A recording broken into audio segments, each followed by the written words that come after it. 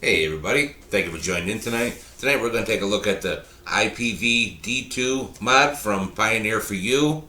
This is a 75 watt temperature control box mod.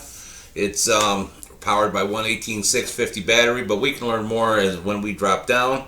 And you know what? No better time than right now.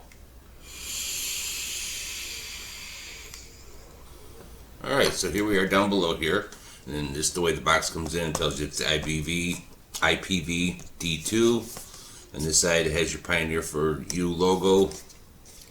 And this side has your IPV, which tells you that it comes in black, silver, and white. I've still only seen it in the black itself. On the back here, just got some information. Tells you it's IPV 7 watt to 75 watt, supporting temperatures. Just a little bit of information. No one under 18. Do not throw away, recycle, China export, all your little things there. One important thing, this is not a toy. That is very important to know, that this is not a toy. So, unless you're an adult, and then it's a toy. And here's your warranty card here. You'd fill out all your information. Tells you the limited coverages, warranty coverages, important notice. Here's your user manual. Tells you what comes into it. Tells you your little outputs, all your little information here, which we'll go over anyways after we go through it. And tells you how to turn it on, goes through all the different menus. Good information. And then it goes into a different language. So, and the unit comes with your charging port, which is a USB with a 3.5, I want to call it a stereo jack. I'm not sure what you would call it, but it's got that 3.5 millimeter jack, which is so it's not an actual USB. Here's the star of the show, and it comes with a little inspection certificate. Let's get those out of the way. Here's your unit here. The way it comes in, it also had a little plastic bag over it, which I didn't keep around. But it has this nice little silicone sleeve onto it, which when I take this off in here, I'm glad I have it on there because I've had this thing a little over a month and I got some nicks into it already. So that's when I decided I'm going to put this back onto there. Just a pain in the ass when I'm going to change out the battery. You can charge it through the bottom here. Here's your charging port, and tells you it's a DC 5 volt. And then there's your venting on this side here. Here's your 510. And look at that 510 there. And as you can see, it does have a slot for a screwdriver. Don't use a screwdriver in there. This is a floating 510, spring loaded I should say. And if you try to turn that, you could damage the connection wires on the inside there. So don't turn it. It's a spring loaded. Then, like I said, it just feels really comfortable in your hand with this silicone sleeve. Even now that I've had it for over a month and I've got some marks onto it, but I really do like this little jacket over it. I just wish it wasn't such a pain in the ass to take off when you go to change your the battery onto it, but you can charge it through there. So let's take off this jacket and then we'll go get into the mod.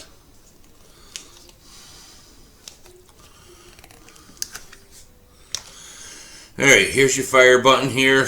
These are your up and down. This is your screen. This does take an 18650 battery, which is very good for being a 75 watt unit. The overall length on this is 39.2 millimeters going this way, 77.8 millimeters going this way, and this is a 24.1 going across this way. So if you have your bigger tanks or atomizers up to like a 25 millimeter, this works pretty good. It looks pretty good. As you can see, here's one of the little marks here, little ones here, and all through on the bottom. Like I said, that jacket really helps me because I work in a warehouse and this thing bounces all around. You've heard me talk about other mods that I use, and it goes poor thing. There's your Pioneer for You logo onto this side here, and to take off this take off your back battery pouch. This just goes little guides right here, and it goes in. It can only go on one way. I like how nice and tight that feels onto there. I prefer that jacket onto there because, like I said, it'll keep it from falling off when it's bouncing around on my truck.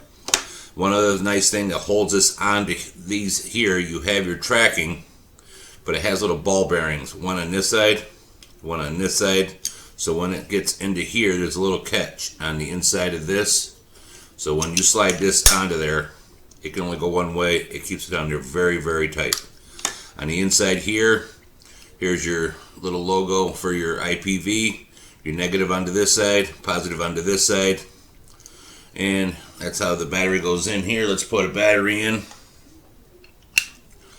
And slap that on. Powers up. Let's throw the jacket back onto here. Looks nice onto there. Turn on the unit. 1, 2, 3, 4, 5. This will fire from 7 watts to 75 watts. Has an output voltage of 3.6 to 7 volts. Has a joule output from 10 joules to 50 joules. And you're in joule mode, you can go from 1 volt to 7 volts. Your input is 3.2 to 4.5 volts. Output current has a 1.3 amp to a 30 amp. Make sure you use a nice high drain battery onto it, like what I put into there, the VCT4, 25Rs, any of those work very well. Standard resistance of a 0.2 to 3 ohm. On your joules mode, you'll go from 0.5 to 3 ohm. Temperature control range from 100 to 300 Celsius, 212 to 572 Fahrenheit. This does have the Yeehee SX130H chip into it. Has low voltage protection, low resistance protection, high input voltage warning, output short circuit, reverse battery protection, just like it has a lot of your newer units have all of that. Temperature overheat protection, very, very good. Let's throw an atomizer onto here and then we'll go through the menu system onto it. So here we are back into the menu here now. And to change your up and down, you would hit your positive to go up. You can go to 0.1, or if you hold it down, it goes relatively quick. Same way we're going down.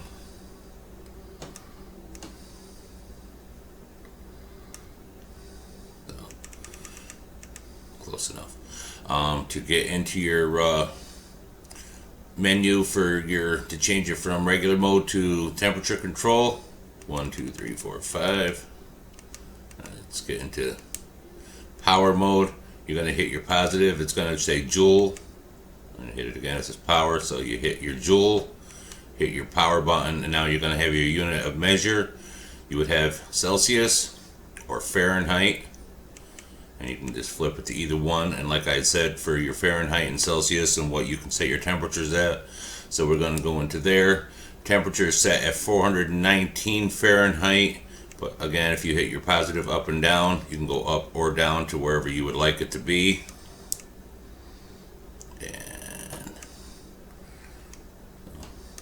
And then once you set your temperature, you're going to have your choice of nickel, titanium. Let's go back into your nickel. And then exit on, system off. So once you hit your there, you want to hit exit on, you're going to hit your positive, and now you're into there. Once you get into there, you want to hold down your positive and your negative together to lock in your joules. And once your joules are locked in, your ohms in, you're ready to go and you can fire. And now you can adjust your joules to whatever you would like.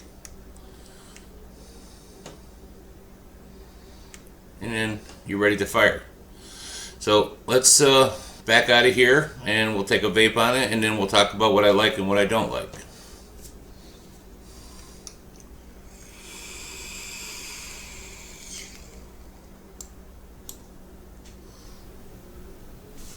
Alright, so here we are back up on top. Again, the product we took a look at was the IPV D2 from Pioneer for you.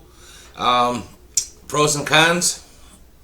It's a lot of pros. It does exactly what I'm looking for. It packs a lot of punch for a single 18650. You can go all the way up to 75 watt. So you're going to have a nice, powerful unit.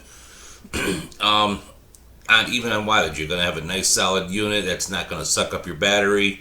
I like it that you can go all the way up to 50 joules on your for your temperature control.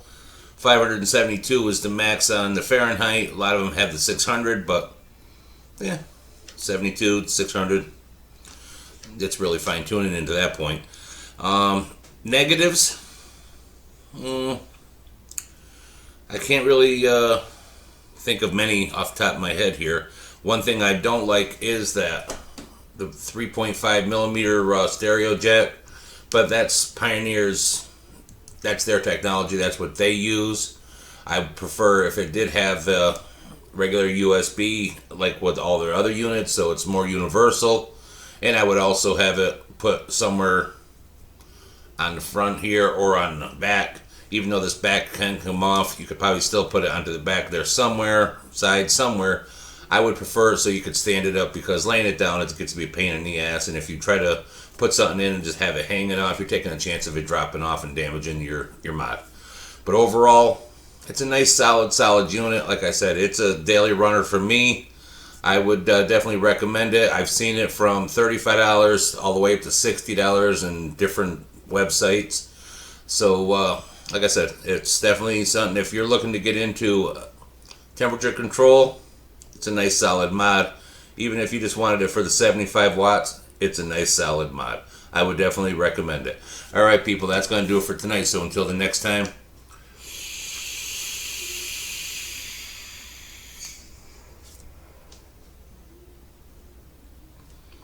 keep vaping.